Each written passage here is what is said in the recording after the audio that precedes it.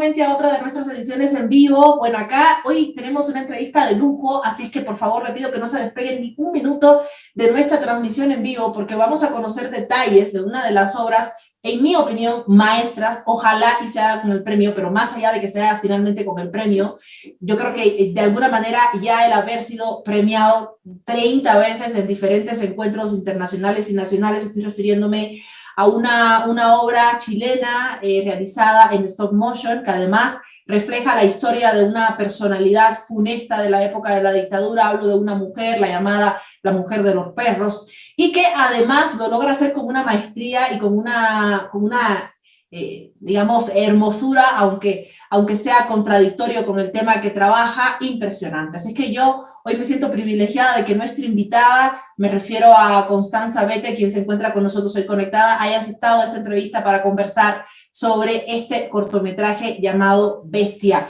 uno de los 5 nominados para, digamos, los premios Oscar que van a tener lugar en el mes de marzo. Ya hemos conocido algunos de los títulos que están nominados, tanto a mejores actores, en fin, a cada una de las disciplinas, pero en este caso nos parece fundamental porque Chile ha hecho historia en el año 2006 con otro cortometraje que se alzó con la estatuilla, y en este caso hablamos de un cortometraje realmente hermosísimo que tiene mucho contenido, tanto visual como desde el ámbito temático, y es por ello que nos ha interesado de pleno pues hablar con algunas de las personas relacionadas con este proceso de producción. Hemos tenido la gran suerte que a través de las coordinaciones nos han dado la posibilidad de conversar con la directora de arte. Constanza viene del ámbito del teatro, pero también evidentemente es directora de arte, y su paso al ámbito del stop motion es muy lindo, es muy interesante, así es que vamos a arrancar por ahí para conocerla de cerca. Querida Constanza, bienvenida, buenas tardes. Buenas tardes a todos, gracias por la invitación, muy contenta. Genial, me imagino estar entre los 5 nominados al mejor cortometraje de animación, en este caso con la técnica de stop motion. Yo creo que es realmente una emoción inaguantable, y imagino cómo habrá estado todo el equipo cuando se han enterado. Querida Constanza, cuéntame cómo llegas al ámbito del stop motion, ¿de dónde vienes? ¿Cuáles son tus inicios, digamos, en el ámbito de la dirección del arte? Bueno, no sé si es curioso como la ruta. En realidad yo estudié diseño teatral, o sea, licenciatura en artes con mención en diseño teatral, que en el fondo igual es similar a lo que hace la dirección de arte, solo que aplicado más al teatro, como lo dice su nombre, a la ópera, a artes escénicas. Y cuando estudiaba, la verdad, no me imaginé que después iba a terminar trabajando en stop motion. Me acuerdo de haber visto referentes en esa época, pero europeos o estadounidenses de frentón, entonces eran todos del primer mundo.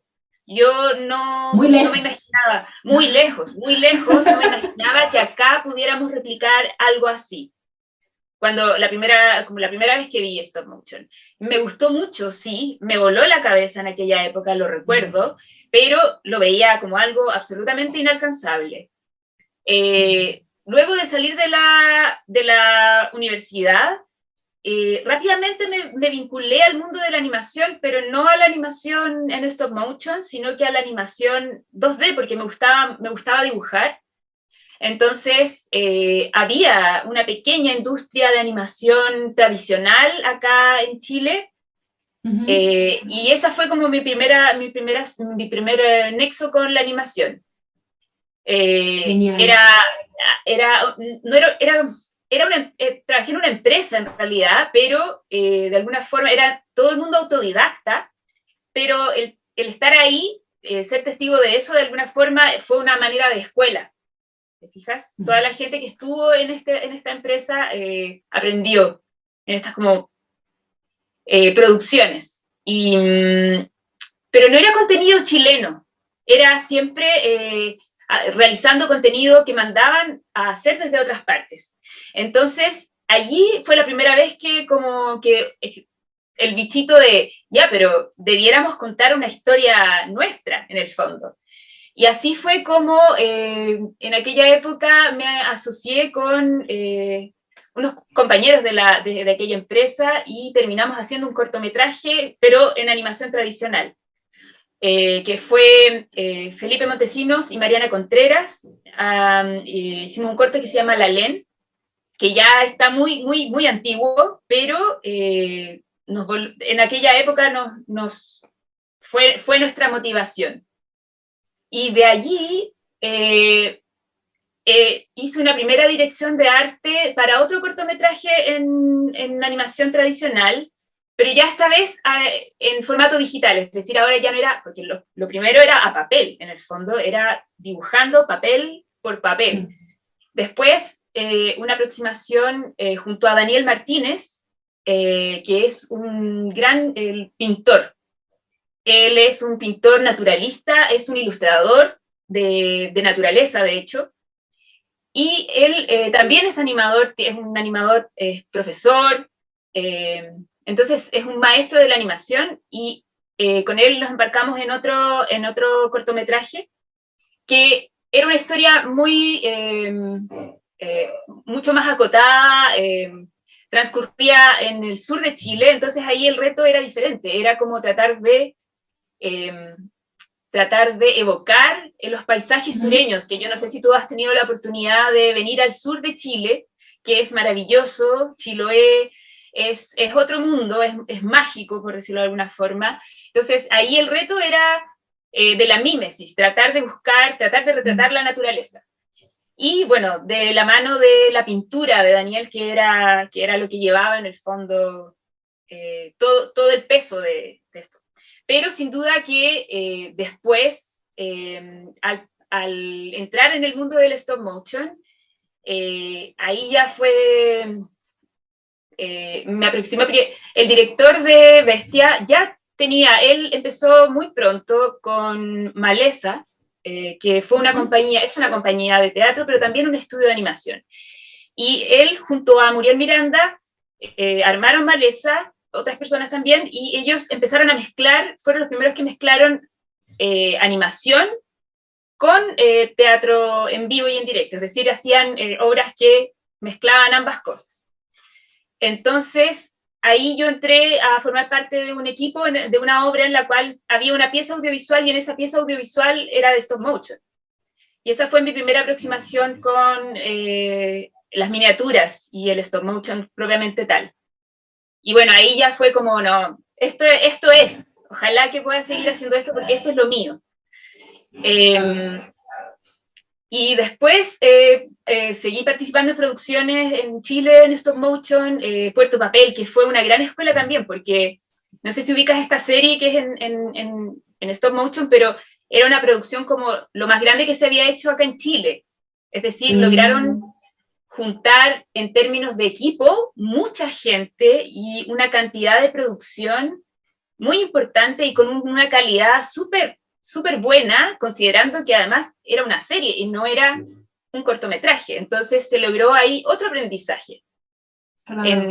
Leí en una entrevista que decías, por eso me parecía realmente curioso, que de alguna manera se te asemejaba, digamos, al tema de la animación y del diseño cuando tenías que hacer maquetas, porque durante la etapa del estudio, digamos, del diseño de una escenografía para el teatro, de una ópera, evidentemente la forma en la que tienes de recrearlo materialmente hablando, sí, es a través de la creación de maquetas hechas con tus propias manos. Y me llama la atención que evidentemente para el stop motion también tienes que trabajar con maquetas, y es como un paso que quizás uno lo siente medio inconsciente, pero es una manera también de comenzar a ver el espacio, digamos, el escenario, ¿no? La temática que vas a abordar desde una perspectiva mucho más omnisciente, creando la propia maqueta y al mismo tiempo creando cada uno de los elementos que dentro de esa maqueta tienen significado, tienen sentido, no están puestos por poner. Y por eso me parece interesante que pues, que hayas pasado por ese recorrido, porque muchas de las personas que llegan a la animación vienen por el ámbito de las artes digitales, quizás vienen del dibujo o de la pintura, por ejemplo, la mayoría de las personas que se dedican a trabajar en el ámbito del diseño del arte como que sigue un poco por ese camino y desviarse es como, bueno, quizás no es para mí, digamos. Pero en tu caso me parece interesante lo que declarabas en esa entrevista en relación con el crear y el recrear maquetas para ver Sí, otros mundos desde esa perspectiva. sí. Es que esos fueron como la primera vez que que a mí por lo menos me hizo como clic. O sea, me pasaba eso, porque me quedaba perdía la perspectiva porque había que entregar, Ujú. había que proponer, hacer propuestas de diseño para una obra, etc. Entonces había que entregar distintos elementos, planos, bocetos, una carpeta de arte, etc. Y maqueta, y yo le dedicaba al resto de los elementos como que los tiraba Menos así, tiempo. nunca tanto, pero ahí quedan, no sé, los planos los terminaba en la madrugada, pero las maquetas, ahí me iba en volá, como se dice acá en Chile, me iba en volá, me quedaba Claro. pegada, y ahí fue como el crear un mundo. Estaba como la primera vez que experimenté como crear un mundo, y además Ujú. lo que pasaba con los materiales, como el trabajar desde la materialidad y desde la construcción física de un objeto, que también es como una hipnosis. ¿Te fijas? Te Claro. puedes, no sé, pues la gente que hace modelismo, no sé, todas esas personas que tienen estos hobbies de modelismo, Ujú.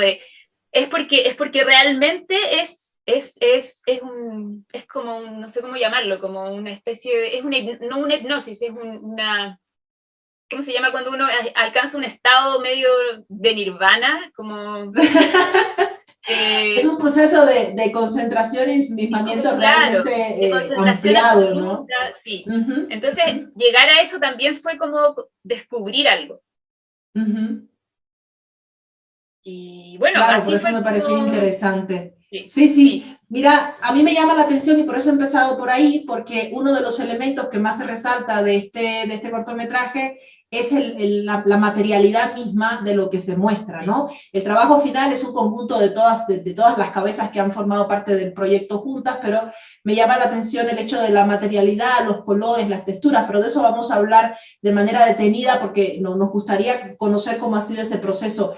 Antes quisiera preguntarte cómo llegas al proyecto de Bestia, es decir, te lo proponen, ya conocías a Hugo, cómo pues de alguna manera aceptas este reto que creo que empezó por una idea un poco más amplia de reflejar historias sí, de personajes y que en un sí, momento determinado se les fue de las manos y tuvieron que decir, bueno, con uno nos quedaremos porque hacer una maqueta para cada uno así es, va a tal ser cual. trabajo casi infinito, Sí, sí. cuéntanos. Sí, bueno, como lo estás diciendo, en el fondo estaba este bichito de contar historias propias, de alguna forma, y habíamos estado ya en esta serie que te había contado de Puerto Papel, que en la Uh cual -huh, estábamos todos, en el fondo toda la gente que trabaja en Bestia también pasó por allí, o casi todos, creo. Entonces, habíamos terminado y entramos como en una especie de receso, y ahí fue como, no, ahora tenemos que ponernos a... ¿Qué hacemos ahora? Tenemos que hacer algo, ¿qué es lo que nos motiva? Y se dio conversaciones con Hugo en que hablábamos de que teníamos que contar historias y ojalá que nos tocaran a nosotros. Paralelamente también, Hugo se acercó a Martín, que es el otro, es como co-guionista, y él tenía una idea muy, muy similar, entonces fue uh como que en ese -huh. momento dijimos, esto es sincronía, por algo está ocurriendo, hay algo ahí, y se dio eso, como que se generó este proyecto de varias historias, pero la idea era que fueran capítulos autoconclusivos, Uh -huh. y como nos dieron un presupuesto, nos ganamos un fondo para desarrollar una muestra de esto, un tráiler, eh, el pie forzado de ese tráiler era justamente que pudiéramos identificar estas historias muy rápidamente y que nos quedara muy, Claro. muy claro que pertenecían a distintos mundos. Entonces, el pie forzado siempre fue buscar materialidades que se distinguieran entre sí, ¿te fijas? Y allí aparecieron, o sea, la primera propuesta mía, por ejemplo, para Ingrid fue el mundo del juguete. Había otro que era Mm. exclusivamente de cartón, había otro que era ¿cómo se llama? Como de esponja, y había otro que era el que estaba más borroso, pero era una especie de collage. Entonces, ahí surgió esta propuesta, Y fue interesante, al tiro algo había, porque la carga estética que tienen los juguetes, en este caso, mi propuesta original era que fuera un mundo de juguetes como encontrados. Entonces, armar este mundo con objetos que ya tuvieran una carga y una historia. Claro. O sea, menos realista aún, ¿te fijas? Pero eso, a medida que se fue desarrollando el guión, se fue complejizando y fue requiriendo la contextualización histórica de la época de la dictadura, en el fondo. Entonces, la idea de generar todo este mundo con objetos encontrados se hizo súper inviable, porque era imposible encontrar cosas de la época y que además funcionaran. Entonces, se fue volcando hacia algo más realista, ¿te fijas? Entonces, ahí hubo que como replantear el proyecto, ¿te fijas? Bueno, todo este proceso, en realidad, la dirección de arte fue siempre un rol compartido con Hugo, porque es como que fuimos entre ambos, como se fue sumando, o sea, la dirección de arte en fondo es de los dos. Y bueno, en ese momento de replantear el proyecto, a mí me quedó la escoba, porque se transformó en un corto. Entonces hubo que hacer una revisión. Y a mí ahí me quedó porque no había nada que reemplazara, o sea, ninguna otra idea que trataba de buscar tenía la potencia que tenía la estética del juguete, que además tenía mucho sentido con el personaje, por su historia, por su carga familiar, por su herencia europea, nazi, porque su papá era abiertamente pro-nazi, y eso se lo heredó a ella. Entonces, además tenía ese rasgo que hacía mucho sentido.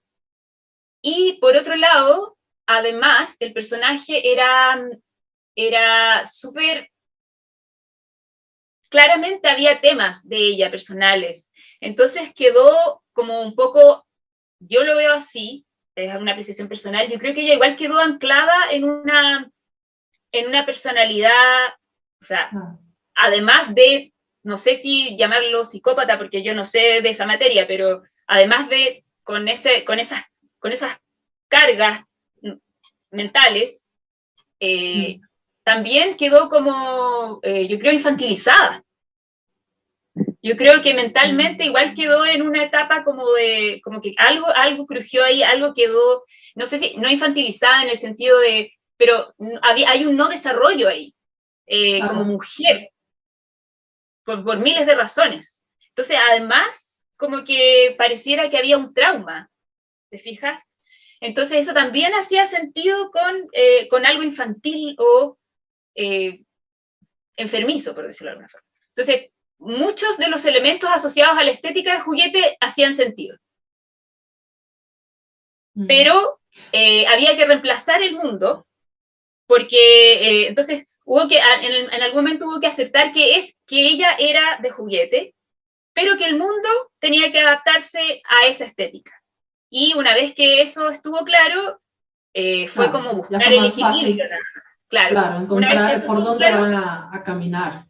Claro, empezamos a adaptarnos y todos los otros elementos fueron surgiendo en relación a ella. ¿Te fijas?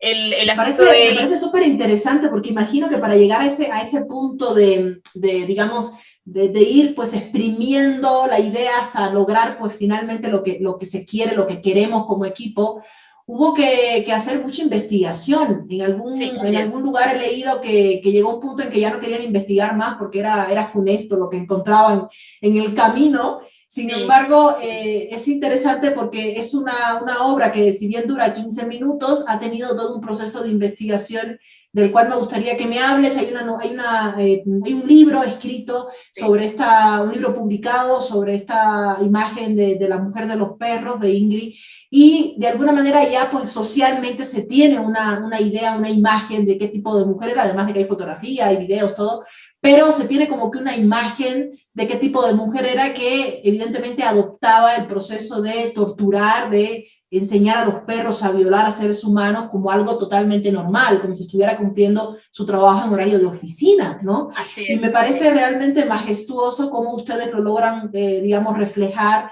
en el mismo cortometraje. ¿Cómo fue este proceso de investigación para llegar a la imagen de Ingrid que están proponiendo? Bueno, como de todo un poco, sobre todo lectura de distintas fuentes. El libro Uh -huh. de Nancy Guzmán el que más información entregó, pero había otras entrevistas, había otros relatos asociados a Ingrid. Entonces fue como buscar de distintos testimonios, que era lo que más nos hacía sentido a nosotros. Ahora, lo de que hubo que parar, de alguna forma es algo personal. No es que hayamos parado, sino que para mí en algún momento dado, emocionalmente fue demasiado.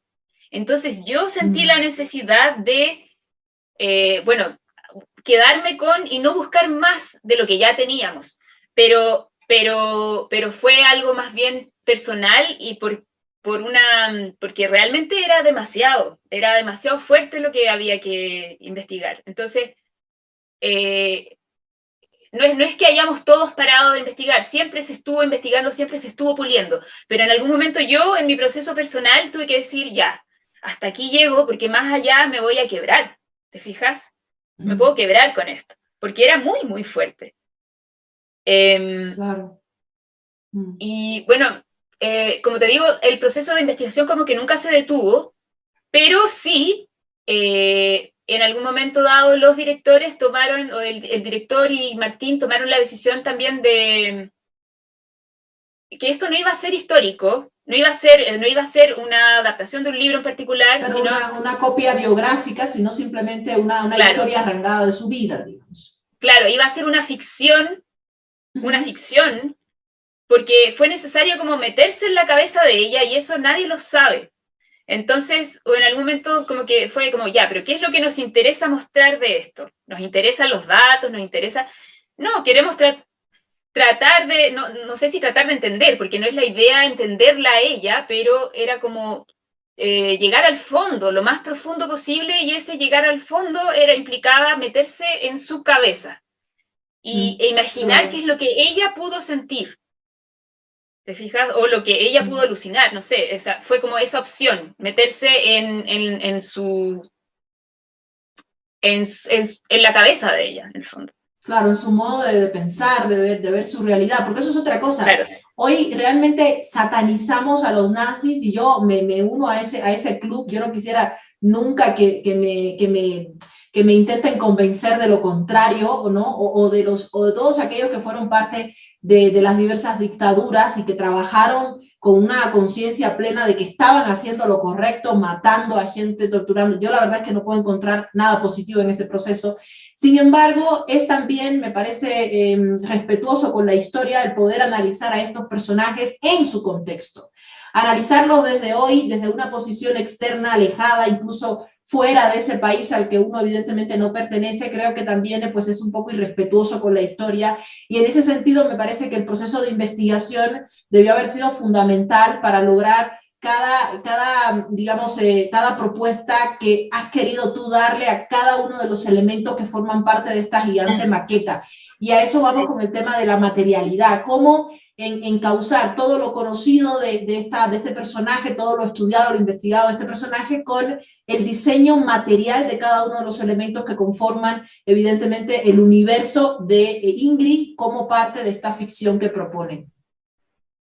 Bueno, como te decía, todos los elementos fueron encontrando su lugar. A ver, como estaba ella, que tiene esta carga tan importante, decidimos que fuera una muñeca. El cuerpo, por ejemplo, es de tela, justamente como las muñecas antiguas, que tenían ciertas partes de losa, pero otras de tela. Y eso tiene una carga visual muy, muy, muy importante. Ella es como recargada, porque el brillo que da su cabeza es algo No es el difícil de mismo, manejar. ¿no? Claro, o sea, tiene reflejos, genera luz, genera reflejos. Eso era algo que nosotros no habíamos visto y no sabíamos cómo iba a resultar. Claro. Pero sabíamos que el resto del mundo tenía que ser, si ella estaba aquí, el resto del mundo tenía que ser más bajo, porque si no era demasiado por todos lados, ¿te fijas? Entonces, allí fue buscar un material que nos permitiera armar ese mundo de manera rápida,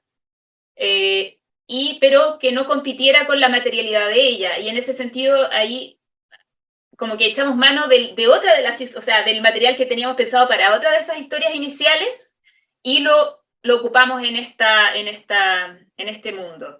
Y, por ejemplo, fue una decisión también la paleta de colores, es decir, buscar la época, pero también quitándole saturación por lo mismo, para que no compitiera visualmente. Entonces, todo está pintado de alguna forma con que se note que es cartón y con aguadas de tinta, como un poco como las acuarelas, no pretendiendo tapar la materialidad de que están hechos, de que son muebles de cartón, de papel, ahí que no pretendíamos que fuera real, sabemos que no es real, entonces generamos todo este mundo y que se note que está hecho, que está fabricado. Claro. Claro. Sí, a mí me parece alucinante también la diferencia entre, bueno, van a ver en ese 1,31 que nos han compartido así egoístamente para aquellos que no hemos podido ver el cortometraje, en ese 1,31 que nos han compartido, van a poder ver la diferencia entre, como bien dices, la cabeza que además es extremadamente grande y creo que a propósito, ¿no? Para que un poco juegue con esta idea de la bestia, y al mismo tiempo este cuerpo de tela, de trapo, es como que hubiera como que una contradicción interna, incluso pensando en la conformación de un personaje, entre lo que se piensa y lo que en realidad se es, entre lo que uno quiere aparentar ante el mundo y en lo que en realidad yo soy, de donde vengo. Entonces, por eso es que como cada detalle tiene como que un significado muy interesante que nos remite constantemente a ciertos momentos de esta mujer que realmente uno, si no conoce de antemano un poco la historia, pues se lo pierde, y eso me parece interesante, que el cortometraje exija cierto conocimiento y que quizás se pinche, ¿no? Al espectador para entender qué está pasando con este personaje, por qué es una mujer tan mala, ¿no? Y cuál también es la función del perro como animal, pero todos los elementos que pueden sacarse, digamos, de la presencia del perro como animal también. Sí, bueno, todo como tiene distintas, no sé, pues el hacerlo de esta forma también permitió que aparecieran distintas capas de lectura y símbolos, claro, como los que me estás mencionando tú. Claro, y además hay algo que atraviesa todo el corto, que es que el principio como de los contrastes, es decir, contrastar una cosa, ella de juguete, con el mundo opaco, contrastar también, por ejemplo, este mundo opaco con... hay otro elemento más del diseño que es el último que se añadió, que es que en algún momento dado ya teníamos este mundo, la teníamos a ella y teníamos este mundo, sabíamos que funcionaba, el perro también con su material como de juguete también, como de vellones, sí, como de fieltro. Ya, teníamos claro que eso funcionaba y se veía bien y era armónico.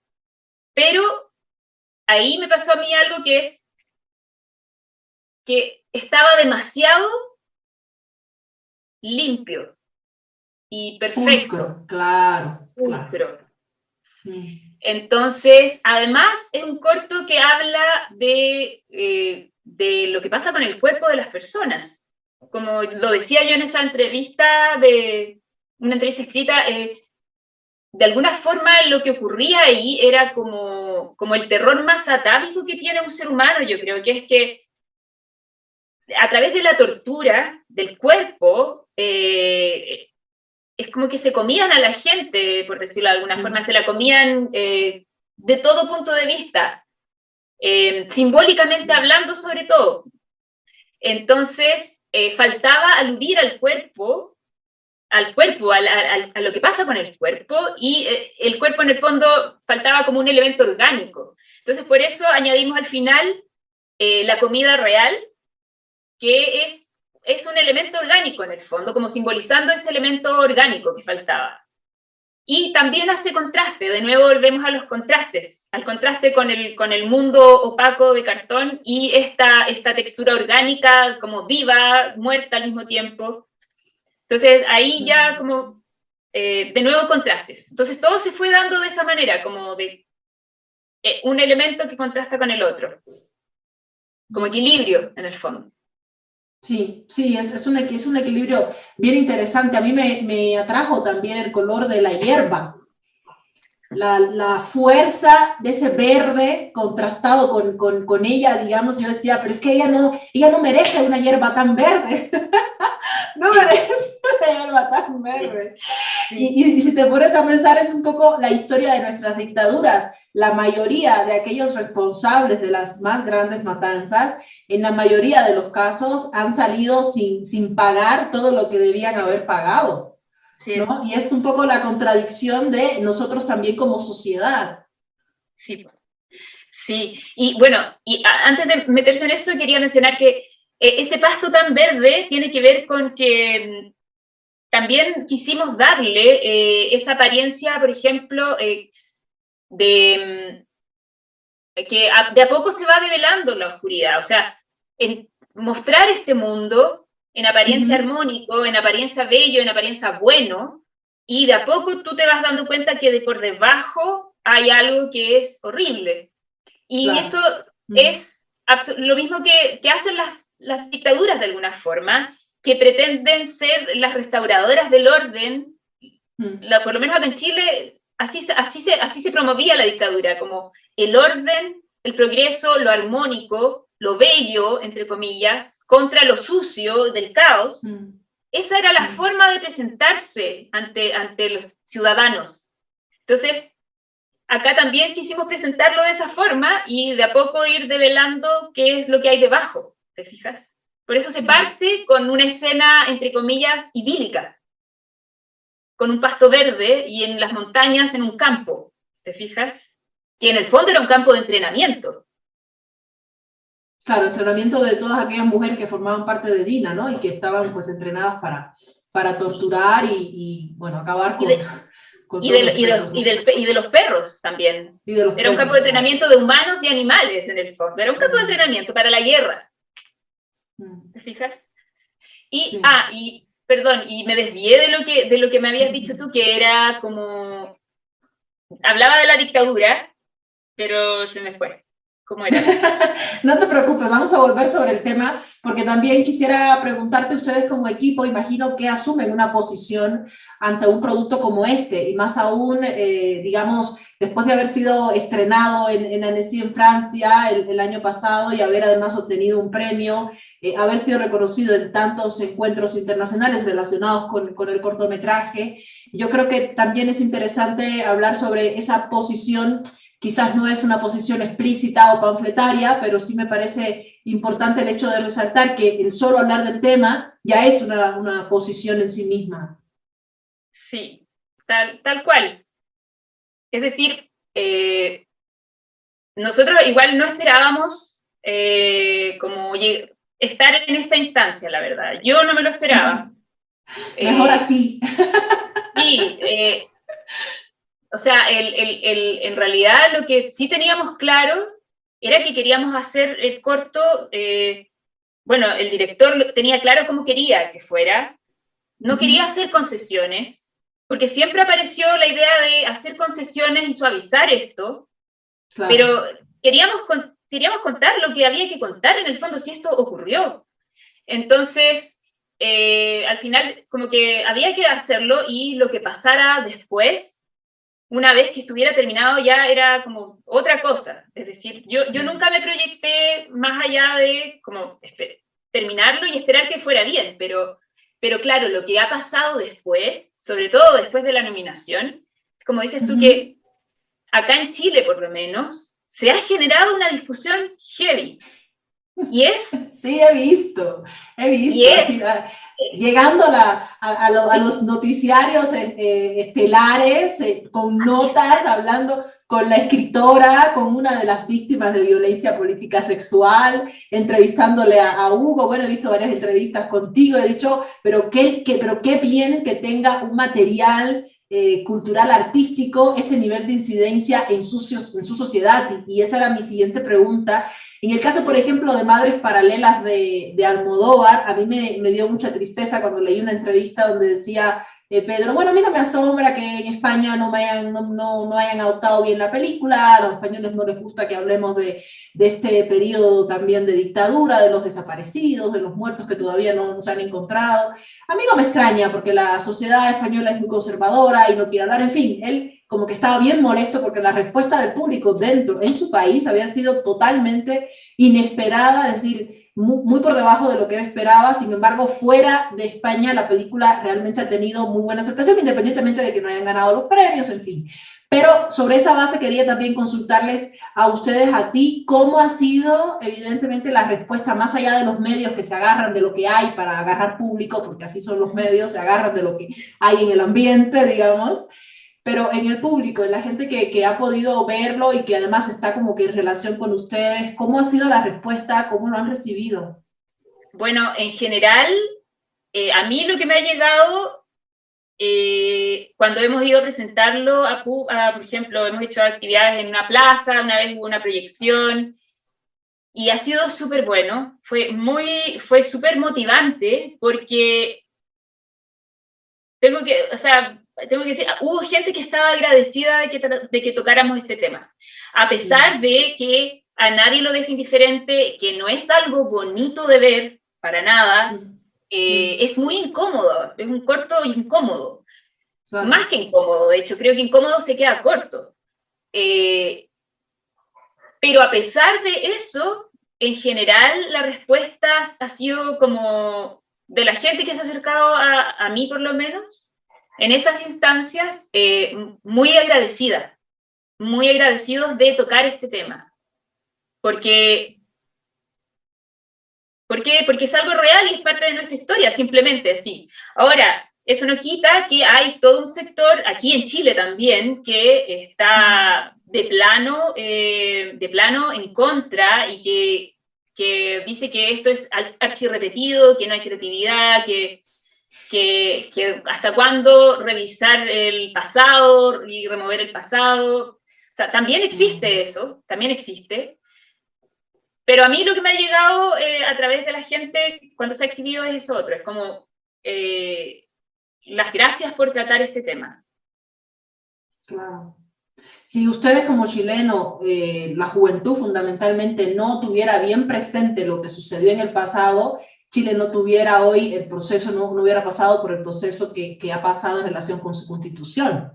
Si no se toma en cuenta ello, es decir, cómo justificamos todo ese movimiento gigantesco, hermosísimo, tan poderoso que han generado, ¿no? Y con lo que han logrado cambiar. Entonces, a mí me parece que el pasado nunca está de más tocarlo si evidentemente tienes otros lenguajes, otras maneras para proponer. El hacerlo desde la técnica de la animación, del stop motion y además con todos estos contrastes, con todos estos juegos, me parece interesante porque es como acercarse desde otra mirada, desde otra perspectiva y con otros materiales, y en esa medida yo creo que también se convierte en una llamada de atención para todas aquellas autoridades encargadas de garantizar que existan fondos y apoyo financiero para este tipo de actividad. Yo creo que es una llamada de atención para decirles, oye, quizás en este otro lado hay otras maneras de ver nuestra sociedad y tú quizás no me estás apoyando como deberías, y sobre eso va mi próxima pregunta. ¿Cómo hoy logran ustedes financiarse y llegar a producir proyectos como este en temas económicos? El tema de los fondos y del apoyo del Estado a la cultura es un tema de debate en toda Latinoamérica. Hay algunos países que tienen más ventajas que otros. Nosotros, por ejemplo, no tenemos muchas, pero hemos tenido algún que otro empujón de vez en cuando. Sin embargo, evidentemente no es lo que quisieran los artistas ni lo que les corresponde en relación con el aporte que hacen, ¿no? Ahora que con el proceso constitucional va a haber debate al respecto. Yo no estoy ahora sí, tan pendiente, pero cuando llegue el momento de tocar el tópico cultural hay que estar ahí atentos también. Y nada, bueno, acá afortunadamente tuvimos el apoyo de los fondos concursables, pero evidentemente que en algún momento dado nos quedamos, o sea, como que nos demoramos. Cortos, claro. Claro, nos quedamos cortos porque nos estábamos demorando más Entonces hubo que parar, dedicarse a otros proyectos para como volver a tener entradas. Y entonces por eso también se dio esto de que se demoró tanto tiempo, porque hubo una primera etapa de rodaje, después una pausa para poder hacer otras cosas, y después vino el estallido, y después vino la pandemia, y bueno, en algún momento dado, en pandemia, en plena pandemia, tratando de ver el lado positivo del asunto, dijimos, ya bueno, tomemos este tiempo, aprovechémoslo lo mejor posible para que decante y poder revisar, tomarnos un poco más de tiempo en hacer esto último, que nos quedaba muy poco, pero era lo más difícil. Entonces, de alguna forma eso también influyó en que pudiéramos terminarlo tal cual como queríamos. ¿Te fijas? Claro, y bueno, todo se aprovechó. Claro, dentro de lo posible. Y, por ejemplo, también otra cosa que pasó, como cuando fue el estallido acá en Chile, fue súper heavy para nosotros porque vino a reflotar todo esto. Me refiero a los atropellos a los derechos humanos. Es decir, no de una misma forma, evidentemente, no estamos en dictadura, pero reaparecieron elementos que pensábamos, soñábamos o creíamos que estaban dormidos, y de pronto empezó a surgir esto y empezaron a pasar cosas terribles de nuevo. No comparables, pero también muy, muy desafortunadas. Entonces, eso adquirió, o sea, nos hizo sentir como, wow, esto adquiere otra relevancia con lo que está sucediendo ahora. ¿Te fijas? Y más responsabilidad tenemos que terminarlo como de lugar. Como de lugar, sí o sí. Sí o sí hay que terminarlo. Qué lindo, Constanza, yo te agradezco muchísimo estos minutos, no te robo más tiempo. La verdad es que deseo que sean pues los próximos que marquen hito para Chile después del 2016, que les vaya muy bien. Yo la verdad es que no confío mucho en los Oscars, siento que es más espaviento que contenido, pero es un buen impulso para cualquier artista, para cualquier director, y en especial en este caso para ti, porque todo suma en currículum y siempre es importante para que lleguen proyectos así de interesantes.